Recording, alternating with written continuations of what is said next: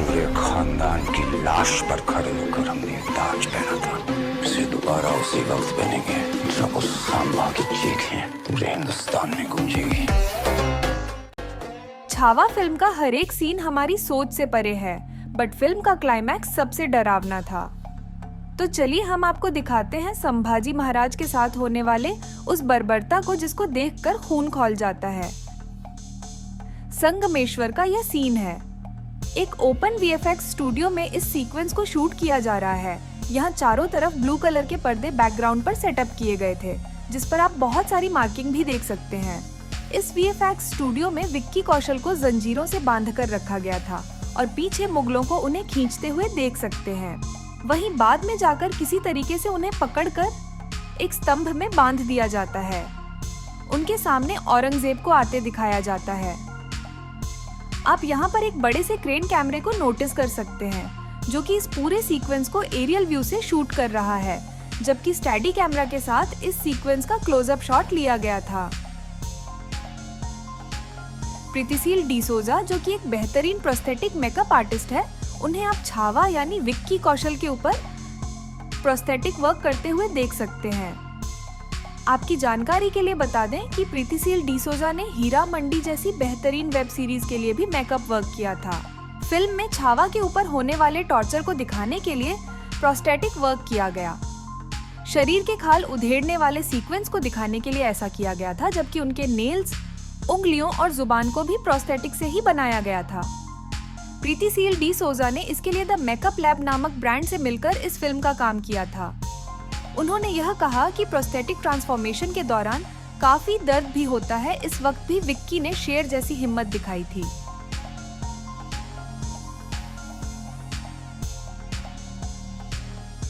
Climax की shooting के दौरान कुछ ऐसे सीक्वेंस फिल्माए गए जिसे देखकर वहां खड़े एक जूनियर आर्टिस्ट जाकर विक्की कौशल को पकड़कर रोने लग गया था। वह ये कह रहा था कि ऐसा लग रहा है उन्होंने सच में छत्रपति संभाजी महाराज को देख लिया है, और उनसे यह देखकर रहा नहीं गया कि उन्हें किस तरीके से औरंगजेब के लोगों ने टॉर्चर किया था। क्लाइमेक्स के कुछ सीन को सातारा जिले के मेनावली घाट पर फिल्माया गया था।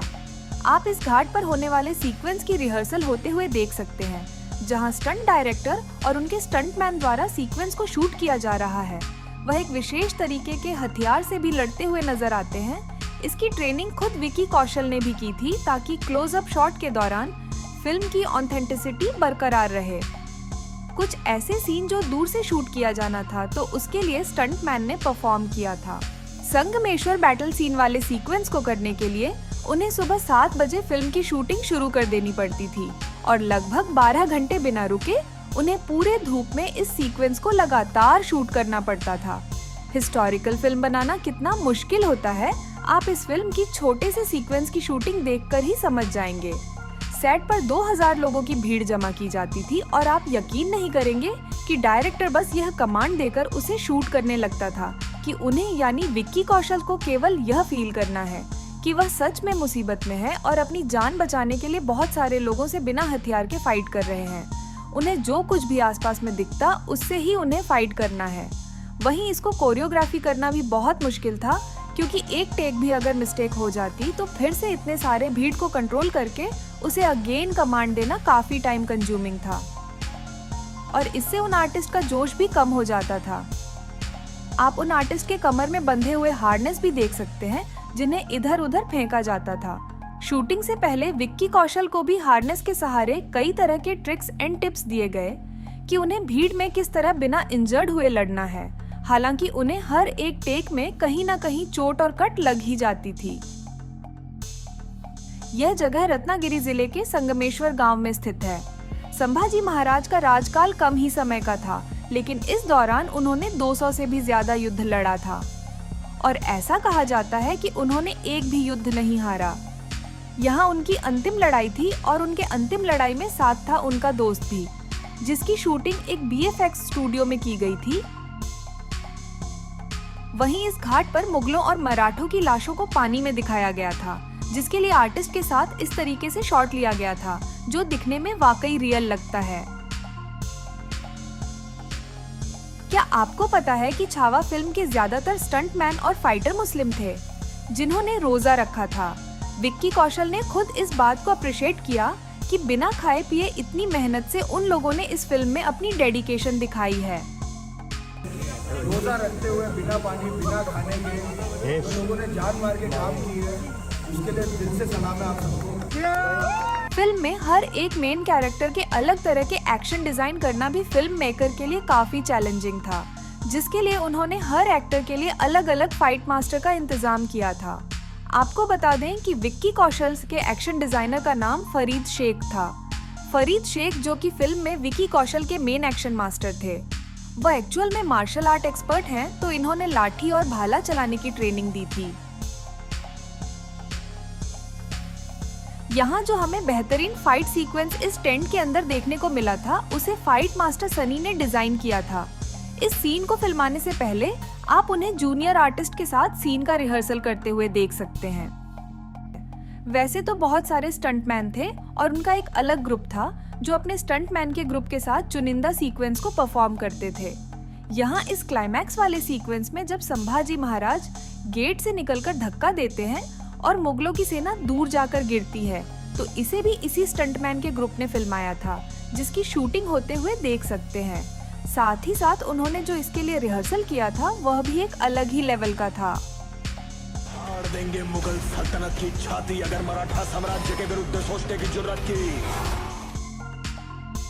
इस फिल्म का सबसे पहला सीन जहां हम देखते हैं कि मुगलों का सबसे बड़ा व्यापार केंद्र और औरंगजेब का सबसे पसंदीदा शहर को छत्रपति संभाजी महाराज ने मरघट में तब्दील कर दिया था।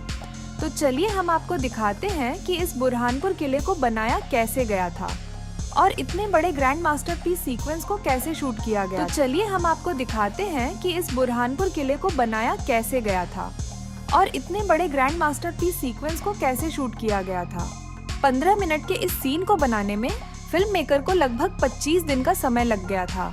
उन्होंने फिल्म सिटी में लगभग 8 एकड़ जमीन इसके लिए एक्वायर किया था।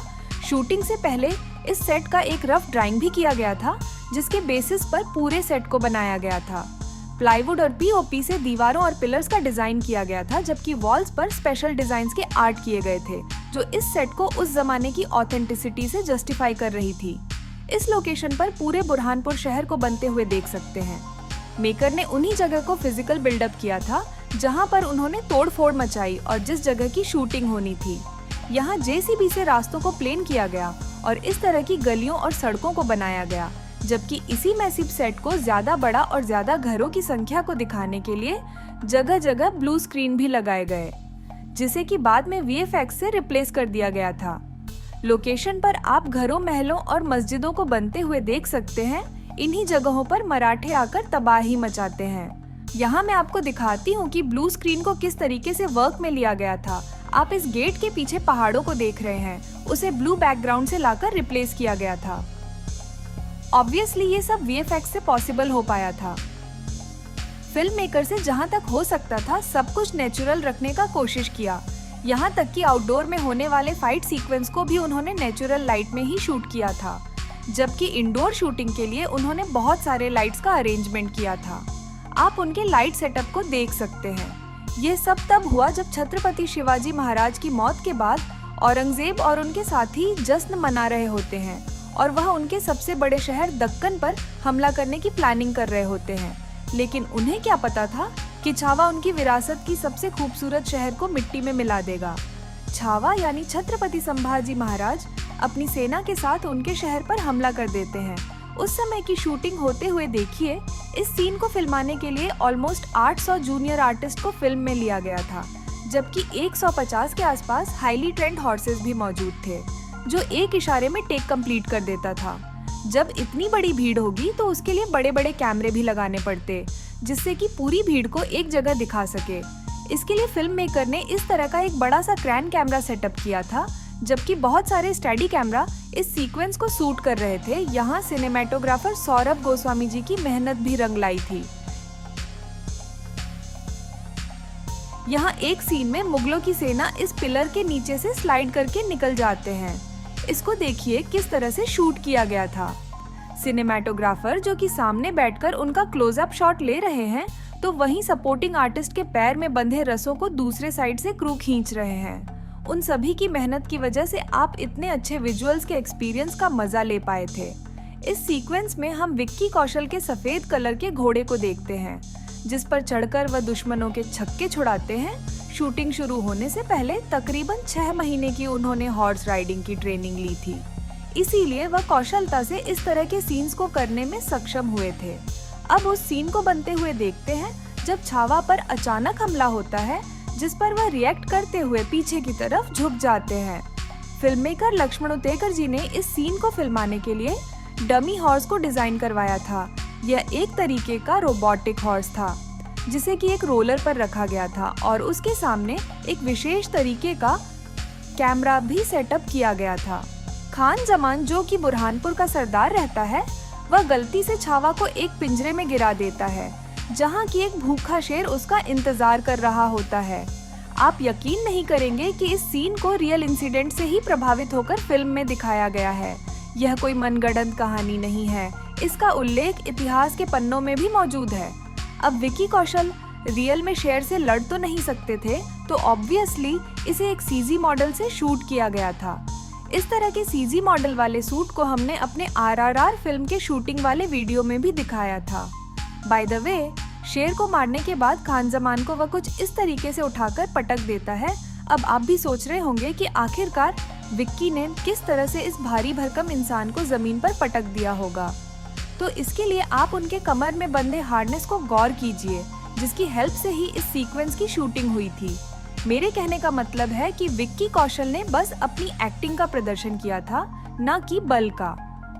यही एक हीरो की पहचान होती है कि वह किस तरह से चीजों को एक्सप्रेस करता है। खैर, उसके बगल में पीछे आप ब्लू बैकग्राउंड को भी नोटिस कर सकते हैं, जिसे ऑब्वियसली सीन को हाइट में दिखाने के लिए यूज किया गया था। खैर, इन सब के बाद औरंगजेब के गुस्से का ठिकाना नहीं रहता है और कहते हैं कि वह छावा यानी छत्रपति संभाजी महाराज जी को पकड़ने के लिए दिल्ली छोड़कर महाराष्ट्र आ जाता है। और ऐसा बोला जाता है कि वह लड़ाई में इस तरह से उलझ गया था कि वह कभी फिर लौटकर दिल्ली जा ही नहीं पाया। बाय द वे, इस सीक्वेंस के बाद हम उनकी सेना को संभाजी महाराज को पकड़ने के लिए काफी तोड़फोड़ मचाते हुए देखते हैं।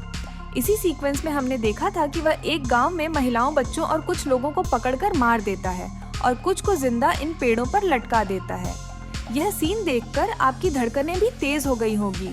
इसको बनाने के लिए कुछ इस तरीके का सिलिकॉन डमी बॉडी बनवाया गया था, जो कि प्रोस्थेटिक और मोल्डिंग के विशेष तरीके के तकनीक से बनाया गया था, जो कि रियल ह्यूमन की तरह ही दिखता है।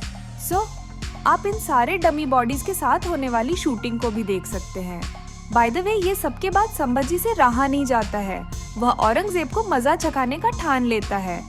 इस सीन की शूटिंग होते हुए देखिए, जिसे वई के धूम डैम में फिल्माया गया था। ये एक रियल लोकेशन है जहां बहुत सारे टेंट को नोटिस भी कर सकते हैं। यहाँ उसी के बगल में उस नदी को भी देख सकते हैं, जिसके अंदर से छत्रपति संभाजी महाराज और उनके साथी निकलकर दुश्मनों पर हमला कर देते हैं। इस लोकेशन पर फाइट कोरियोग्राफर तोदोर लाजारोव को देख सकते हैं। आपकी जानकारी के लिए बता दूं कि फिल्म में लीड स्टंट परफॉर्मर अमन शेख थे, जिन्हें आप डबल बॉडी के तौर पर भी कई जगहों पर नोटिस कर सकते हैं।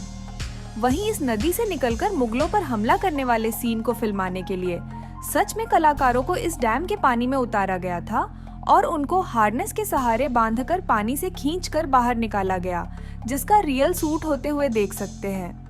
धनाजी जाधव का दमदार रोल करने वाले एक्टर का नाम शुभंकर है। उन्होंने संभाजी महाराज के साथ कंधे से कंधा मिलाकर उनके साथ लड़ाई लड़ा था। आप इस नदी वाले सीक्वेंस के दौरान एक्शन परफॉर्म करते हुए देख सकते हैं। इस दौरान उन्होंने खूब प्रैक्टिस भी किया था। हालांकि आप यहाँ क्लियरली देख सकते हैं कि लड़ाई के टाइम जो तलवार और भाले लाठी हमें दिखाई देते हैं, वह एक्चुअल में लेटेक्स मटेरियल से बनाए गए थे, जिसकी वजह से अगर किसी को यह लग भी जाती है तो उससे किसी भी तरह की चोट या खरोच नहीं लगती है। वहीं आप इस लोकेशन के पास में होने वाले इस मकई के खेत वाले सीक्वेंस को भी देख सकते हैं, जहां आर्टिस्ट को मकई के पत्तों से इस तरीके से सजाया गया था, जहां हम देखते हैं कि इस जगह संभाजी महाराज के सैनिक छिपकर मुगलों पर हमला कर देते हैं। इसकी भी शूटिंग वही के रियल लोकेशन पर की गई थी। इस खेत वाले सीक्वेंस में पहले कुछ इस तरीके से एक्शन मास्टर को यहाँ एक्शन परफॉर्म करते हुए देखते हैं। इस तरह उन्होंने विक्की कौशल के सेट पर आने से पहले ही इस सीक्वेंस के लगभग आधे पार्ट को शूट कर लिया था। आपने देखा ना कि किस तरह से फिल्म में बहुत सारे सीक्वेंस को वीएफएक्स पर्दे के आगे शूट किया गया है। मेरे कहने का मतलब है कि रियल लोकेशंस और विशालकाय सेट के अलावा फिल्म मेकर ने वीएफएक्स और सीजीआई तकनीक का भी इस्तेमाल किया है, जिससे कि हमें और भी ज्यादा बेहतरीन सिनेमैटिक एक्सपीरियंस मिले। असेंबलेज एंटरटेनमेंट और रीडिफाइन ने छावा फिल्म के लिए वीएफएक्स वर्क किया है। इसके अलावा और भी इंडिविजुअल वीएफएक्स आर्टिस्ट इस फिल्म से जुड़े थे। राज्याभिषेक इस फिल्म का एक इमोशनल सीन था। इसके साथ साथ देखने पर एक अलग ही तरह का जोश भी भर जाता है। इस सीन के फिल्म मेकिंग का सबसे खास बात यह है कि इसकी शूटिंग भी उसी दिन स्पेशली रखी गई थी, जिस दिन सच में छत्रपति संभाजी महाराज का राज्याभिषेक हुआ था।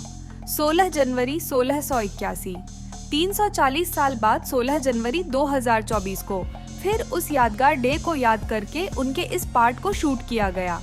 यह सीन ऐसा था कि जिसे शूट करते वक्त विक्की कौशल को 15 बार रीटेक लेने पड़े थे, जबकि वह इतने टैलेंटेड हैं कि पूरे फिल्म में उन्होंने 2 से ज्यादा टेक और किसी सीन में नहीं लिया था। खैर, वह जैसे ही सिंहासन के पास पहुंचते हैं, वह इमोशनल हो जाते हैं। उनकी आंखों से आंसू आने लगता है। यह बात डायरेक्टर लक्ष्मण जी को काफी परेशान कर रहा था कि आखिरकार एक राजा कैसे रो सकता है, वह तो दहाड़ता हुआ दिखना चाहिए। सबसे पहले फिल्म मेकर मुंबई में रायगढ़ किले का सेट न बनाकर इसे रियल लोकेशन पर शूट करना चाहते थे, पर समय के साथ वहां की दीवारें जर्जर हो चुकी थी और वहां ऐसा कुछ भी नहीं बचा था जिसको कि फिल्म में दिखाया जा सके। यहाँ पर उन अवशेषों के सैंपल एंड मैपिंग काम आई, जिसको बखूबी सेट में तब्दील कर दिया गया प्रोडक्शन डिजाइनर सुब्रता चक्रवर्ती जी के द्वारा। सुब्रता चक्रवर्ती एक बेहतरीन आर्ट डायरेक्टर है, जिन्होंने हैदर, उड़ता पंजाब और पद्मावत जैसी बेहतरीन फिल्मों के लिए आर्ट डिजाइन किया है। फिल्म मेकर उन्हें सबसे बेस्ट आर्ट डिजाइनर कंसीडर करते हुए उन्हें प्रोडक्शन डिजाइनिंग का काम सौंपा था और उन्होंने भी एक एक चीजों को काफी अच्छे से करके दिखाया। आप यहाँ उनके राज्याभिषेक वाले सीन को बनते हुए देख भी सकते हैं। इस एक सीन के लिए 450 डांसर्स और लगभग 600 जूनियर आर्टिस्ट को लोकेशन पर जमा किया गया था। छावा फिल्म के प्रोफेशनल मेकअप आर्टिस्ट शुभादा कविलार हैं। उन्होंने इससे पहले सीक्रेट गेम्स, मोहनजोदड़ो और रुस्तम जैसी बड़ी बड़ी फिल्मों के लिए मेकअप वर्क किया है। आप बालाजी का मेकअप होते हुए देख सकते हैं, जो संभाजी महाराज के खजांची थे। इस रोल को करने वाले एक्टर का नाम मनोज कोल्हटकर है। यहाँ आप उनके मूंछ का टच अप देते हुए देख सकते हैं कि उन्हें किस तरीके से फिल्म में एक डिफरेंट लुक दिया गया था। कुछ इसी तरह का काम विक्की कौशल का फिल्म श्याम बहादुर में हुआ था। वहीं आप इस आर्टिस्ट के हेयर एक्सटेंशन को भी देख सकते हैं। सिर में केमिकल को लगाकर नकली बाल चिपकाए गए थे। इसके अलावा आप संताजी घोरपड़े को भी देख सकते हैं। ये रोल करने वाले एक्टर का नाम है अंकित शर्मा। उनके चेहरे पर लगाए गए फेक हेयर का पैच देख सकते हैं, जिसे कुछ इस तरीके से चिपकाया जाता था। वे आप लोग यहाँ इस प्रोसेस को होते हुए देख सकते हो। आपको बता दूं कि हेयर एडजस्टमेंट स्प्रे की मदद से वो इन बालों को नकली बालों के साथ फिक्स कर रहे हैं। इस प्रक्रिया को हेयर एक्सटेंशन भी कहते हैं। विक्की कौशल के लिए फिजिकल ट्रांसफॉर्मेशन से भी ज्यादा जरूरी था मेंटली प्रिपेयर्ड होना, क्योंकि उनके लिए यह जानना बेहद जरूरी था कि छत्रपति संभाजी का बिहेवियर कैसा था, वह कैसे बोलते थे और कैसे रिएक्ट करते थे। इसके लिए उन्होंने इतिहासकारों और लेखकों से मिलना शुरू किया और उनसे जानने की कोशिश की कि किस भाव से उन्होंने किताबें लिखी हैं और वह क्या देखते हैं संभाजी महाराज में। 16वीं शताब्दी में बोले जाने वाली मराठी लैंग्वेज के डायलेक्ट को उन्होंने सीखा, क्योंकि यही वह तरीका था जिससे वह अपने टोन को महाराज जी से मैच कर सकते थे। आपने देखा ना आदि पुरुष में क्या हुआ था, जरा सी भी इधर उधर होती तो अभी जितनी तारीफ इस फिल्म को मिल रही है, उससे ज्यादा लोग इसके बायकॉट के हैशटैग चलाते हुए दिखते हमें। बाय द वे, इसके बाद आता है लुक टेस्टिंग। यहाँ पर मेकर के लिए भी सोचनीय स्थिति थी कि कैसे छत्रपति संभाजी महाराज से मिलता हुआ विक्की कौशल को दिखाया जाए। इसके लिए मेकर ने श्रीकांत देसाई को इस फिल्म में हायर किया। उन्होंने ही सैम बहादुर में भी विक्की कौशल का लुक बनाया था। हालांकि मेकर को यहाँ उन्हें छत्रपति संभाजी महाराज की तरह तो दिखाना था, बट वह अवॉइड कर रहे थे कि बिग के बजाय उनके ओरिजिनल लुक के साथ ही एक्सपेरिमेंट किया जाए। इसके लिए विकी ने अपने हेयर को बढ़ाया, लेकिन फिर भी उन्हें फिल्म में और भी ज्यादा अट्रैक्टिव और दमदार दिखाने के लिए उनकी हेयर एक्सटेंशन करवाए गए थे। हालांकि फाइनल लुक टेस्टिंग से पहले उन्हें 7 घंटे तक मेकअप किया गया, जिसके बाद ही उनके 3 लुक की टेस्टिंग रखी गई। इस दौरान उनके सबसे बेस्ट वर्जन को हमने फिल्म में देखा था। लुक ट्रांसफॉर्मेशन के दौरान उनका और शेड्यूल भी चल रहा था, जो कि था बॉडी ट्रांसफॉर्मेशन, तलवारबाजी और घुड़सवारी। उन्होंने काफी वक्त दिया था तलवारबाजी और घुड़सवारी में, और प्रत्येक दिन वह 7 से 8 घंटे देते थे। और यह सिलसिला पूरे 7 महीने तक चला। इसी दौरान उन्होंने काफी समय जिम में भी बिताया। मस्कुलर और हैवी दिखाने के लिए उनका 25 किलोग्राम वजन बढ़ाया गया था। तो दोस्तों, आपने देखा ना कितनी मेहनत लगी है इस फिल्म को बनाने में। अगर आप उनके हार्ड वर्क को अप्रिशिएट करना चाहते हैं तो अपने फैमिली और दोस्तों से इस वीडियो को शेयर कीजिए और जाते जाते एक लाइक भी कर दीजिए। धन्यवाद।